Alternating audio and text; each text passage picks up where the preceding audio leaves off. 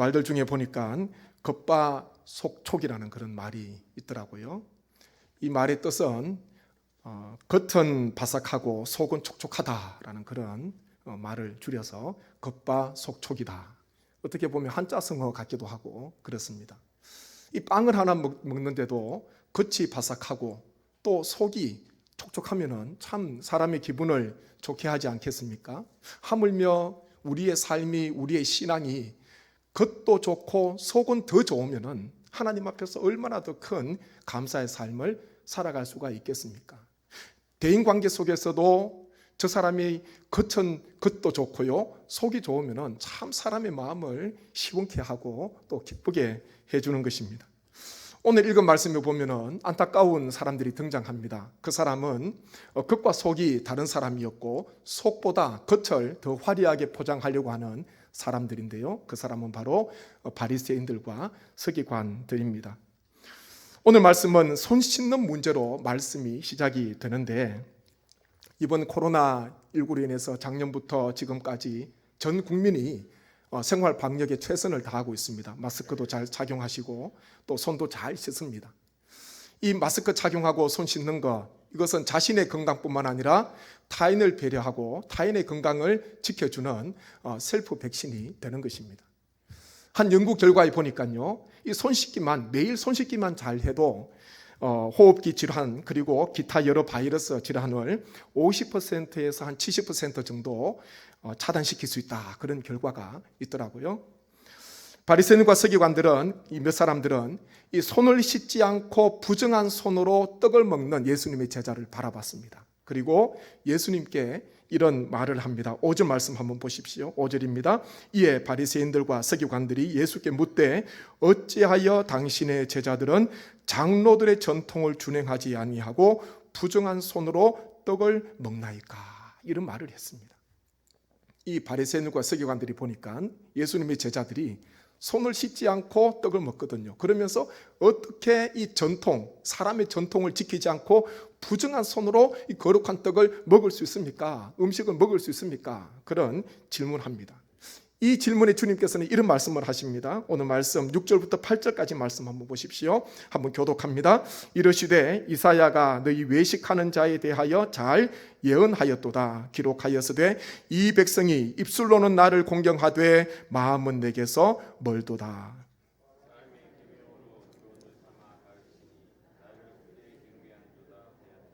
함께 있습니다. 너희가 하나님의 계명은 버리고 사람의 전통을 지키느니라. 아멘. 일찍이 하나님께서는 이 구약시대 이사야 선지자에게 이런 말씀을 하셨습니다. 이사야 29장 13절 말씀 제가 같이 한번 읽도록 하겠습니다.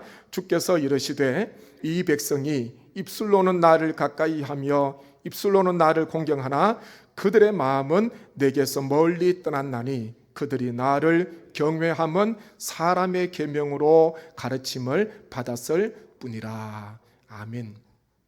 이 이사야를 통해서 이스라엘 백성들에게 주시는 하나님의 메시지, 하나님의 말씀이 무엇입니까? 입술로는 입은 주님과 가까웠습니다. 그런데 마음은 하나님과 멀리 떨어져 있었다, 그렇게 말씀하고 있습니다. 입술은 무엇입니까? 겉으로 드러나는 거잖아요. 겉모습입니다. 입은 주님과 가까워요. 입으로는 주님을 찾습니다. 주님 앞에 예배도 드립니다. 주님 앞에 기도도 드립니다. 찬양도 올려드립니다. 그런데요, 마음에 하나님께서 안 계시는 거예요. 이게 얼마나 큰 안타까움입니까? 겉으로는 하나님과 가깝게 보이는데요, 마음은 하나님과 너무 멀어져 있는 것, 그것이 바로 구약시대 이스라엘 백성들의 큰 죄라고 하나님께서는 이사야 선지자를 통해서 백성들에게 말씀을 하셨습니다. 예수님께서 이 바리새인과 서기관들에게 말씀하신 것, 손을 씻지 않고 떡을 먹는 것, 이것보다 더 부정한 것은요, 진짜 부정한 것은 사람의 전통을 지키면서 하나님의 말씀을 버린 것, 그것이 바로 진짜 부정한 것이다, 그렇게 말씀합니다. 진짜 더러운 것이 무엇인가? 주님께서는 이들에게 분명히 말씀을 하시는 것입니다. 하나님의 말씀은 제쳐두고 사람이 정한 규례, 사람이 정한 유전, 사람이 만든 전통, 시대를 거듭하면서 내려오는 그 관습, 그것을 지키기에 급급했던 바리새인들과 서기관들의 그 부정함을 우리 주님께서 말씀을 하신 것입니다. 이에 예수님께서는요, 그 당시 바리새인들과 서기관들이 가지고 있었던 전통들, 여러 많은 전통들 가운데 한 가지를 예로 들어서 말씀하십니다. 마가복음 7장 9절부터 13절까지 저희가 한번 교독합니다. 또 이르시되 너희가 너희 전통을 지키려고 하나님의 계명을 잘 저버리는도다.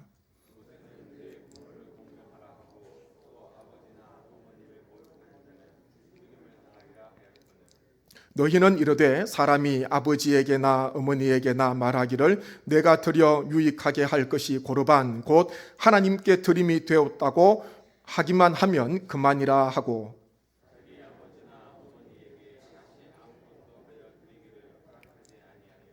함께 읽습니다. 너희가 전한 전통으로 사람의 말씀을, 하나님의 말씀을 폐하며 또 이 같은 일을 많이 행하느니라 하시고. 아멘. 여기 보니까 고르반에 대해서 주님께서 말씀을 하셨습니다. 그 당시에 많은 전통들이 있었는데 고르반, 이 고르반의 뜻은 제물이라는 그런 뜻입니다. 오늘 읽은 말씀에 보니까 하나님의 드리다, 하나님께 드린다라는 그런 의미를 가지고 있습니다. 그러니까 하나님께 올려드리는 제물, 그것이 바로 고르반인데요. 이 고르반의 시작은 참 좋은 의미입니다. 좋은 신앙으로 출발했습니다. 하나님의 은혜를 기억하면서 하나님의 사랑을 생각하면서 하나님께 드리고자 하는 그 마음으로 고르반, 이것이 시작이 되었습니다. 그런데요, 이 시대가 흘러가면서 그리고 전통이 이어지면서 왜곡이 되고 변질이 되게 된 것입니다. 그러면서 고르반이라고 맹세하면은 그것은 아무도 만지지 못하고 아무도 가지고 가지 못합니다. 취하지 못합니다. 그래서 누군가에게 뭔가를 주기 싫으면은, 남에게 뭔가를 주기 싫으면은 고르반이라고 이야기하는 거예요. 그러면은 그 사람에게 줄 필요가 없는 것입니다. 이 고르반, 시작은 굉장히 좋은 의미로 또 순진한 신앙으로 시작됐는데 갈수록 변질이 되게 된 것입니다. 그러면서 방금 읽었던 말씀에 보니까 우리 주님께서는 한 가지 10계명 가운데 5번째 계명인 내 부모를 공경하라, 그 말씀에 대해서도 심지어 사람들이 어떻게 합니까? 부모에게 드리고 부모를 공양해야 되고 부모에게 효를 다해야 되는데, 섬겨야 되는데 고르반 제도를 악용한 거예요. 그러면서 고르반이라 그러면서 하나님께 드릴 거다 그러면서 부모에게 드리지 않는 거예요. 여기에 대해서 주님께서 말씀을 하시는 것입니다. 부모를 위해서 부모의 사랑과 부모의 그 은혜를 기억하면서 최선을 다해서 자녀가 섬겨야 되는데, 자녀 입장에서는 아무리 잘해도요 늘 부족함입니다. 부모님께는 늘 부족함이에요. 그래서 부모님께서 하나님 부르심 받으시면은 대부분 그렇지 않습니까? 잘해드린 것보다 못해드린 게 더 많이 마음에 기억이 되고 그것 때문에 마음이 안타까운 것입니다. 하나님께서는 10계명을 통해서 하나님과 우리가 지켜야 되는 계명 1부터 4번째까지 계명을 주셨고, 5번째부터는 사람과 사람 사이 지켜야 되는 하나님의 귀한 말씀을 주셨는데, 첫 번째가 내 부모를 공경하라, 그 말씀이었습니다. 그런데 이 사람들은요, 심지어 이 고르반, 그러면서요 부모에게 드리지 않는 거예요. 이 고르반, 왜곡되고 변질된 게 무엇입니까? 하나님께 드리는 척하면서요, 하나님께 위하는 척하면서 다른 속성과 다른 목적을 가지고 있었던 것, 그것이 바로 고르반, 그 당시에 전통 가운데 잘못된 하나의 관습, 거기에 대해서 주님께서 말씀을 하셨습니다. 이것이 바로 외식 아니겠습니까? 하나님 앞에 하나님을 위하는 것처럼 겉으로는 이야기합니다. 그런데요, 내 마음의 목적은 다른 데 있는 거예요. 내 욕심이 있고 다른 다른 욕망이 내 마음속에 있는 것입니다.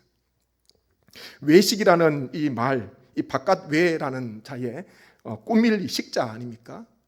이 외식, 우리가 잘 아는 이야기입니다. 속보다는 겉을, 그리고 안쪽보다는 바깥에 더 신경을 쓰면서 보기 좋게 치장하고 단장하고 꾸미는 것, 그것이 바로 외식입니다. 이 외식하고 비슷한 사촌지간에 있는 단어가 말이 있지 않습니까? 위선이라는 그런 말도 있습니다. 겉으로만 착한 채 하거나 거짓으로 꾸미는 것, 위선이라는 것입니다. 다 겉으로는 좋아 보입니다. 겉으로는 하는 척 그렇게 보입니다. 그런데요, 그 중심이 아닌 거예요. 그 속은 아니라는 것입니다. 주님께서는 그것을 안타깝게 말씀하시면서 바리새인들과 서기관들을 책망하셨습니다. 심지어 이런 말씀도 하셨습니다. 마태복음 23장 27절 28절 말씀 제가 한번 교독합니다. 화 있을진저 외식하는 서기관들과 바리새인들이여, 회칠한 무덤 같으니 겉으로는 아름답게 보이나 그 안에는 죽은 사람의 뼈와 모든 더러운 것이 가득하도다.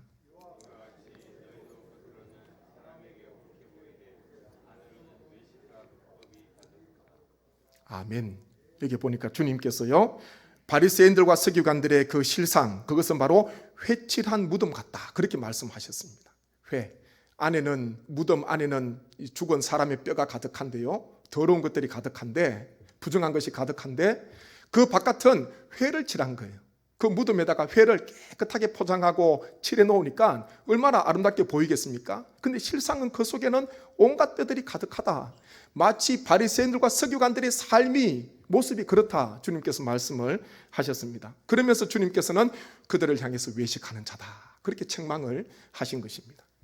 만약 이 바리새인과 서기관들이 하나님의 말씀을 잘 순종하고 하나님의 계명을 잘 지키면서 사람의 전통, 사람의 유전, 사람의 관습을 이야기했다면 이런 책망까지, 외식하는 자, 불법하는 자라는 말씀까지는 듣지 않았을지도 모릅니다. 그런데요, 그들은 겉으로는 그런 척하지만은 오히려 그 속은 하나님을 향한 그런 신앙이 전혀 없었던 것입니다. 지난 주 중에 저희가 열왕기하 말씀을 묵상하면서 이세벨, 이 너무나 악한 여인 아닙니까? 북이스라엘 아합 왕의 아내요, 그리고 또 바알을 숭배하던 이 여인, 그리고 엘리야 시대 때에 하나님을 믿는 많은 선지자들을 칼로 죽였던 장본인이 바로 이세벨입니다. 이 이세벨이 마지막 하나님의 심판을, 예후의 칼을 통해서 심판을 받게 되는데요, 이세벨이 죽는 그 순간까지 했던 게 있습니다. 열왕기하 9장 30절 말씀 한번 보십시오. 같이 한번 읽겠습니다. 예후가 이스라엘에 오니 이세벨이 듣고 눈을 그리고 머리를 꾸미고 창에서 바라보다가. 아멘. 여기 보니까요, 이세벨이 지금 곧 죽습니다. 예후에게 이미 이 아합과 이세벨의 아들과 이 외손자를 예후가 죽였거든요. 그러면서 자기에게도 죽음의 그림자가 다가오고 있는데, 예후가 오는 것을 듣고 난 뒤에 무엇을 하고 있었습니까? 눈을 그리고 머리를 꾸미고 있었다, 그렇게 이야기를 합니다. 한마디로 화장을 하고 있었습니다. 화장. 이 이세벨, 죽는 그 순간까지도 위선적인 삶이었고 외식하는 그런 삶이었습니다. 죽는 그 순간까지.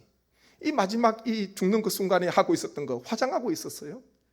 눈썹을 그리고 눈을 그리고 머리를 아름답게 단장하는 그런 일을 하고 있었습니다. 참, 얼마나 안타까운 인생이겠습니까? 이런 인생이 바로 위선적이고 외식적인 이런 인생이 바로 이세벨의 한 인생이었습니다. 그렇다면 우리가 이런 질문이 생깁니다. 외식하는 자가 되지 않기 위해서는 어떻게 해야 되는가? 그럼 어떻게 살아야 될 것인가? 처방이 있어야 되지 않겠습니까? 나는 오늘부터 외식 안 할래. 나는 오늘부터 위선적인 사람이 되지 않을 거야. 외식은 절대로 안 할 거야. 그렇게 결단한다고 되는 게 아닙니다. 마태복음 6장 1절 말씀 한번 보십시오. 제가 같이 읽습니다. 사람에게 보이려고 그들 앞에서 너희 의를 행하지 않도록 주의하라. 그리하지 아니하면 하늘에 계신 너희 아버지께 상을 받지 못하느니라. 아멘. 우리 주님께서는 마태복음 6장에서 외식적인 구제, 그리고 외식적인 기도, 외식적인 금식에 대해서 말씀을 하십니다. 그러면서 맨 먼저 1절에서 하신 말씀이 바로 사람에게 보이려고 그들 앞에서 너희 의를 행하지 않도록 주의하라, 그렇게 말씀하셨습니다. 바꿔 말하면 외식이 뭐겠습니까? 사람 앞에 서는 것, 사람 앞에 행하는 것, 사람을 의식하는 것, 사람에게 잘 보이려고 하는 것, 그것이 바로 외식이다, 주님께서 말씀하셨습니다. 이 말씀을 하시고 그 다음에 외식적인 기도와 금식과 구제에 대해서 우리 주님께서 말씀을 이어가십니다. 1975년 미국의 한 대형 영화관에서 시작된, 개척이 된 교회가 있습니다. 시간이 흘러갈수록 이 교회는, 개척이 된 교회는요, 수많은 사람들로 미국 가운데 메가처치로 급성장하게 됩니다.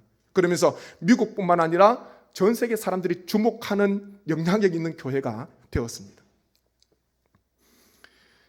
이 개척을 하시고 목회를 하신 목사님께서는 강연을 하시면서 또 책을 기록하시면서 저술을 하면서 세계에 있는 많은 청중들을 확보하고 또 여러 많은 독자들을 얻게 되었습니다. 많은 사람들의 사랑을 받았습니다. 영향력을 주었습니다. 감동을 주었습니다. 그런데 수년 후에요, 수년 전에 불미스러운 의혹에 휩싸이면서 돌연 사임을 하게 되었습니다. 개척을 하시고 오랜 세월 동안 목회를 하셨는데 교회도 얼마나 크게 부흥을 했는지 모릅니다. 그런데 수년 전에 돌연 사퇴를 하게 되었습니다. 담임 목사님 직에서 내려올 수밖에 없었습니다. 저도 한때 이 목사님의 책을 종종 읽었습니다. 지금도 여러 책 중에 기억나는 제목 중에 한 가지 책이요, 아무도 보는 이 없을 때 당신은 누구인가 라는 그런 책입니다. 아무도 보는 이 없을 때 당신은 누구인가. 이 책에서 이 저자는 인격에 대해서 그런 이야기를 합니다. 인격은 아무도 보는 사람이 없을 때 내가 하는 행동, 우리가 하는 행동, 그것이 바로 인격이다. 그렇게 정의를 하고 있습니다. 덧붙여서 인격은 우리가 무엇을 했는가가 아니라 우리가 어떤 사람인가 하는 것이다. 그렇게 말하고 있습니다. 인격이 뭐라고요? 사람 앞에서 내가 행하는 인격, 그것보다 아무도 없을 때 그때 비로소 나에게 나타나는 행동, 말, 그것이 바로 정말 나의 모습이고 나의 인격이다. 그렇게 말을 하고 있는 것입니다. 참 안타깝지 않습니까? 이 좋은 책을 적었습니다. 아무도 보는 이 없을 때 당신은 누구인가? 참 좋은 책을 적었습니다. 그러면서 여러 사람이 갖추어야 하는 인격, 자질들에 대해서 그 책에서 8가지 정도로 이야기를 하고 있습니다. 그런데 이 독자들에게 당신은 누구인가? 그 물음도 중요하지만요, 끊임없이 아무도 보는 이 없을 때 나는 누구인가? 여전히 던져야 합니다. 나는 누구인가? 내가 책을 저술했지만은 나는 누구인가? 이 목사님께서는 끝까지 완주하지 못하시고 중도에 낙마하셨습니다. 중도 하차를 하셨습니다. 이 안타까움 아닙니까? 끝까지 귀한 사명을, 일을 감당하셔야 되는데 아무도 보는 이 없을 때 나는 누구인가? 거기에 대한 답을 하지 못하신 거예요. 끝까지 그 답에 대해서 책임을 지지 못하신 것입니다. 우리의 부족함입니다. 바리새인들과 서기관들만의 문제가 아니라 우리 한 분 한 분, 저를 비롯한 이 땅에 있는 모든 사람들의 이 문제요, 연약함이라는 것입니다. 우리는 당당합니까? 어떻습니까? 나는 괜찮습니까? 우리에게는 위선적이고 외식적인 모습이 전혀 없습니까? 그렇지 않습니다. 사람과의 인간관계 속에서 우리가 살아가야 하는 삶이기에 우리가 끊임없이 자신을 규경하지 않고 자신을 말씀으로 들여다보지 않으면 나도 모르는 사이에 위선적인, 외식하는 그 자리에 내가 서 있는 것입니다. 그것이 우리에게 두려움 아니겠습니까? 그것이 우리의 삶 속에 정말 아픔을 주는 것입니다. 요셉의 삶을 우리는 잘 기억하고 있습니다. 요셉의 인생 속에도 여러 번 위기 왔습니다. 한 번의 위기는 이 보디발의 아내, 요셉이 가정 총무로 있었던 그 주인, 그 아내가 요셉을 유혹하지 않습니까? 하루는 보니까 집에 아무도 없었어요. 요셉의 아내가 그런 이야기합니다. 우리 집에, 이 집에 아무도 없습니다. 집이 이렇게 큰데 나와 당신뿐입니다. 아무도 보는 사람 없습니다. 그런 이야기를 합니다. 그 무엇이겠습니까? 사람이 없으니까 괜찮다는 거지요. 그러면서 유혹을 하는 거예요. 그때 요셉이 무엇이라 고백합니까? 하나님 앞에서 내가 어찌 이 큰 악을 행하여 하나님께 죄를 지으리까? 내가 어찌 이 큰 악을 행하여 하나님 앞에 죄를 짓겠습니까? 그런 이야기를 합니다. 이 보디발의 아내는요, 사람을 의식했지만은 사람이 있는가 없는가 거기에 따라서 행동이 왔다 갔다 했지만은 요셉은요, 사람이 문제가 아니에요. 사람이 많든지 적든지 없든지 간에, 내가 사람 앞에 있든지 나 혼자 있든지 간에 요셉의 마음속의 신앙은요, 나는 하나님 앞에 있음을 요셉은 늘 인식하고 하나님 앞에 고백했습니다. 이 고백 때문에 유혹에서 벗어날 수가 있었습니다.